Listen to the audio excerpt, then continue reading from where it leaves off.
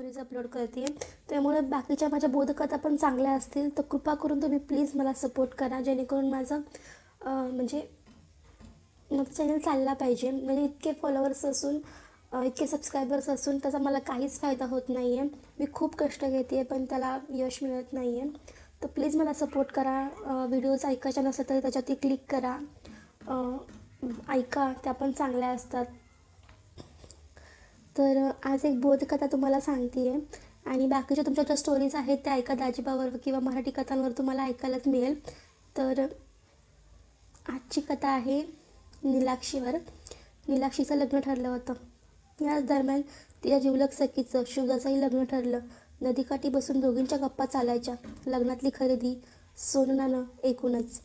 शुभदाच्या बोलण्यावर नीलाक्षीच्या लक्षात आलं होतं की शुभदाची जणू लॉटरीच लागली आहे. मोठा ठुमदार बंगला, समोर दिमतीला 2 गाड्या, शोफर, लग्नात साखरकडच्या सोन्याने मडवणार होते तिला. याविरुद्ध नीलाक्षीचा होऊन घातलेला पती एक सामान्य नोकरदार माणूस होता. घरी एक लहान बहीण, कष्टाळू आई, गरिबाला सारावलेलं त्यातच ते समाधानी असलेलं कुटुंब. शुभदाचं लग्न आठवडाभर आधी नीलाक्षी इतर मैत्रिणींसोबत शुभदाच्या लग्नाला गेली होती. मंगल कार्यालयाबाहेर 4 चाकी गाड्यांची खूपच रांग लागली होती. खूप मोठमोठ्या आसामी उपस्थिती होते तिथे. शुभदा जणू सोनपरी वाटावी अशी नटली होती. गळ्याभर हातभर सोनं, वेणीतही सुवर्ण फुलं आणि पायात सोन्याचे पैंजण. सगळ्या मैत्रिणी तिच्या भाग्याची स्तुती करत होत्या. नीलाक्षीला 2 दिवसापूर्वीची सोनं खरेदी आठवली. तिच्या सासूने गुंजभर सोनं साठवलेलं, जे मोडून नीलाक्षीसाठी 2.5 तोळ्याचं मंगळसूत्र आणि अर्ध्या तोळ्याची अंगठी घेतली. शालूही अगदी ठीकठाक होता. नीलाक्षीला शुभदाचा हेवा वाटला खरा, पण तिने तसा चेहऱ्यावरून जाणवू दिलं नाही. शुभदा तिच्या नवऱ्याला घेऊन आली नीलाक्षीच्या लग्नात. शुभदाची भरजरी साडी, मेकअप, राजलक्ष्मीचा रुबाबदार नवरा पाहून नीलाक्षीला भर मानवात कसंच झालं. आपल्याच माती हे काळं सावळं मध्यमवर्गीय धान का आलं अशी खंत तिच्या मनाला लागून राहिली. शुभदा मधुचंद्रासाठी म्हणे काश्मीरला जाणार होती.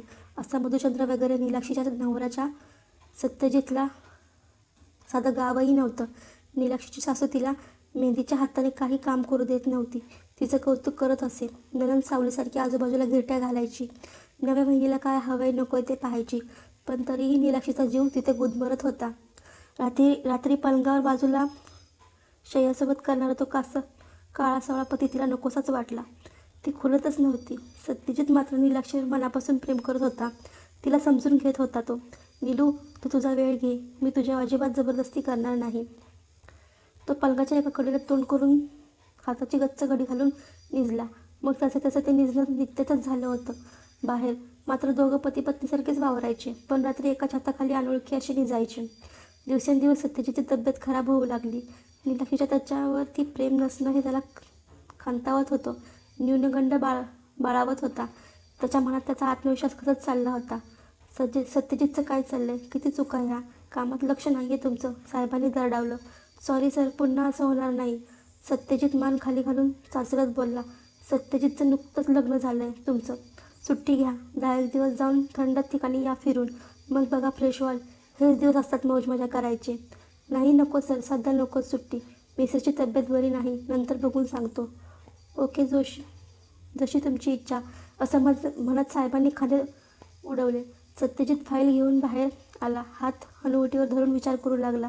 च्यामारी, लग्न नसतं केलं तर बरं झालं असतं. लोणाजवळ विस्तवाने राहायचं, पण लोणाला वितळायचंच नाही, ही काय रीत झाली म्हणायची. संध्याकाळी तो एकटा समुद्रकिनारी जाऊन बसला. खारा वारा अंगाला चाटून जात होता. आजूबाजूला जोडपी होती. ती आपल्या विश्वात रंगलेली होती.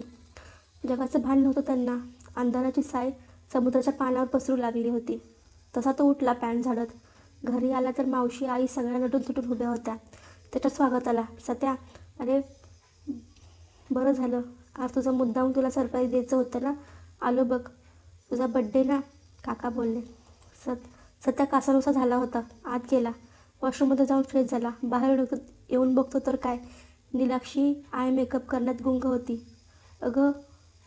उघड असल्याने त्याला कसंसं झालं.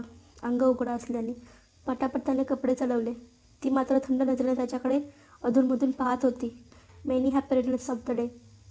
सत्यजित. प्रथमच ती त्याच्या नजरेला नजर देत म्हणाली. तोही थँक्स म्हणाला आणि दोघं बाहेर आले. सत्याने केक कट केला आणि आईला भरवायला जाणार तोच आईने नीलाक्षीला भरव अशी खून केली. थरथरत्या हाताने सत्याने नीलाक्षीच्या तोंडात केक जवळ भरवला. कोंबलाच थोडक्यात.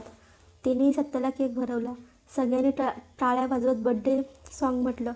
सत्याला वाटलं, चला हेही नसे थोडके. आज बोलून बघूया हिच्याशी. काय कुठे अडते ते तरी कळेल. साहेब सुट्टी द्यायला तयारच आहेत. घेऊन जाईन मस्ते कुठंतरी पांढरा शुभ्र बर्फात.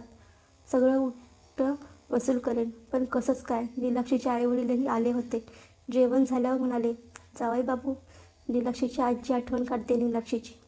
तिला इथवर आणणं शक्य नाही. तेव्हा काही दिवस तिला घेऊन जातो. सत्याने वळून आईकडे पाहिले. त्याला वाटलं आई काहीतरी मार्ग काढेन यातून. नंतर न्याय वगैरे सांगेन. पण सत्याची आई म्हणाली, विचारताय काय? लेक तुमची आहे. खुशाल घेऊन जा. हवे तेवढे दिवस राहू देत. तिच्या मनाने पाठवा तिला. सत्य येईलच न्यायला. सत्याचा चेहरा बघण्यासारखा झाला होता. सत्या आईने प्रश्नार्थक नजरेने त्याच्याकडे पाहिलं. हो आई, माझी काही हरकत नाही. तो बोलून नीलाक्षीला आवरून सवरून बॅग घेऊन ती वाटायला लागली. बाय बाय वगैरे झालं. सत्या रात्रभर कुशी वळवत राहिला. अनोळी तिला फोन करावा असा वाटला, पण विचारायचं काय? मुळात ती बोलेल का? हॅपी बर्थडेवरून गाडी पुढे सरकेल का? या अशा विचारात पहाट कधी झाली हे कळलंच नाही. रात्री नीलाक्षीच्या मैत्रिणी वैद्यने तिला फोन केला. नीलू, घरी आलीस असं कळलंय मला काकूंकडे. अनाईसे शुभदाही आली. तर शुभू आणि मी आणि स्वाती तू आपण छोटंसं गेट टुगेदर करतोय. अगं पण वैदू ऐक ना. ऐकण्यासाठी काहीही वेळ नाही कळवण्यासाठी फोन करते मी. सगळ्या येणार आहेत. तुला पण यायचंय. शनिवारी रात्री माझ्याकडे जमायचं. मस्त मज्जा करू. आईला तुझ्या आवडीचा मिसळपाव करायला सांगते. तूही काकूंना सांगून आमच्यासाठी काहीतरी मुरमुरा वगैरे घेऊन ये. रात्री खादडायला मिळेल. काय गं, कोणाचा फोन? आजीने विचारलं. नीलाक्षीने प्लॅनबद्दल सांगितलं. तशी नीलाक्षीची आई म्हणाली, उद्याच करते चिवडा. घेऊन जाताना. बरं वाटतं बघ असं लागल्यानंतर मैत्रिणी भेटल्या की. संध्याकाळी सगळ्या एकत्र जमल्या. हॉटेलिंग केलं. बाजूच्या तलावात मस्त बोटिंगही केलं. वैद्यही शुभदाला चिडवत म्हणाली, तुम्ही काय बाबा काश्मीरला गेला होता मधुचंद्राला. तिथल्या शिकारात बसून मस्त आनंद लुटला असेल ना? इतक्यात स्वाती म्हणाली, बर्फाचे गोळे वगैरे मारले असतील फेकून एकमेकांवर. किती थंडी होती ना? यावर वैदी म्हणाली, छे ग, थंडी कसली आलीये. जिजू होते ना सोबत. तुम्ही दोघी पण. तुमची लग्न होऊ देत, मग बघू मजा. ती तर करावीच लागती. आफ्टरऑल गोविंदाने सांगितलंय, हे सून राजा शादी लड्डू मोतीचूर का. जो खाए ना पछताए, जो ना खाए वो भी पछताए. मग तर खाल्लेलंच बरे ना. एक मिनटं ही काहीच बोलत नाही आहे नील. जिजूंची आठवण येते का? फोन लावून बोलावंसं वाटल्यास घे बोलून. स्वाती नीलाक्षीची मस्करी करू लागली. तशी नीलाक्षी वरवरच हसली. घरी येईस्तोवर खाल्लेलं जिरलं होतं. सगळ्याजणी गच्ची चटया टाकून बसल्या होत्या आणि वैदहीच्या आईने वाढलेल्या मिसळपावाचा फडशा उठवला होता. रात्री गप्पा मस्करीत बराच वेळ गेला. चौघी जाग्या होत्या. निळसर आभाळात लुकलुकणाऱ्या चांदण्यात निरखत होत्या. शुभदा तिचं घर, सासू, तिथल्या पद्धती, येणारी जाणारी मान्यवर लोक या बाबतीत बरंच काही सांगत होती. नीलूने मात्र झोपेचं सोंग घेतलं होतं. तिचे कान मात्र शुभदाचं वैभव टिपून घेत होते. पहाटे नीलाक्षीला जाग आली. ती शुभदाच्या दबक्या आवाजातल्या हुंदक्यांनी तिने शुभदाच्या पाठीवर हात फिरवत विचारलं, नक्की काय झालंय शुभा? शुभदाने तिच्या खांद्यावर डोकं टेकलं आणि हलकेच आसवं गाळली. रडण्याचा आवेग ओसरल्यावर शुभदा सांगू लागली, नीलू, काल रात्री मी जे माझ्या सासरच्यांचं वैभवाचं वर्णन करत होते ना, तो सगळा दिखाऊपणा आहे गं. बडा घरण पोकळवासा म्हणतात ना, तसं. यांची कंपनी तोट्यात चालली आहे. कंपनी काही वर्षात कदाचित महिन्यात बंद पडेल. बंगल्यावरही जप्ती येईल. वरवरच्या रंगाला माझी मम्मा भुलली. माझ्या भावाला त्यांनी एका कंपनी चिटकवलं आणि त्या बदल्यात माझं कन्यादान. ते कन्यादान नव्हतं नीलू, तो सौदा होता माझ्या आयुष्याचा, माझ्याच माणसांनी केलेला. माहेरी माझ्या मताला किंमतच नव्हती. इकडे सासरेही नाही.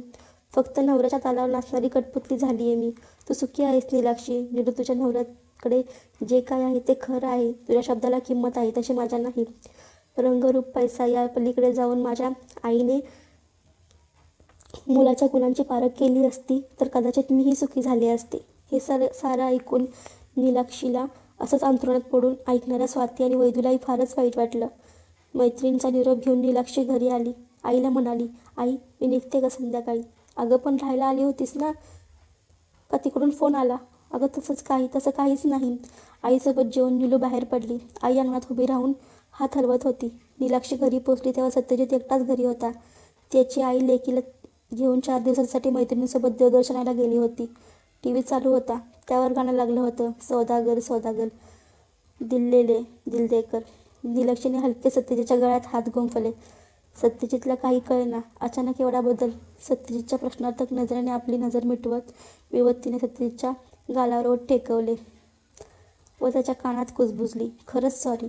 या दिलाच्या सौदागराला ओळखायला खूप उशीरच केला मी. सत्यजितने नीलाक्षीला आपल्या मांडीवर बसवलं. तिची गालावर उडणारी बट मागे सारत तो म्हणाला, बरीच वाट बघायला लावलीस नील, पण मला हा नीलमणी स्वतःहून माझ्याकडे आलेला हवा होता, ओरवाळून घ्यायचा नव्हता. तुला खरंच सुखात ठेवीन मी, वचन देतो, असं म्हणत त्याने नीलाक्षीचा हात हाती घेतला. तर मित्रांनो, कशी वाटली ही स्टोरी? अशा देखील स्टोऱ्याज खूप छान असतात. मी प्रयत्न करणार आहे, माझा जर व्हिडिओ जर इन्स्टिगेशन पडलं नाही तर मी नक्कीच तुमच्या आवडत्या स्टोरी देखील अपलोड करेन. पण सध्या तरी अशा व्हिडिओजच तुम्हाला ऐकाव्या लागतील. तर ही स्टोरी कशी वाटली ते नक्की कळवा. धन्यवाद.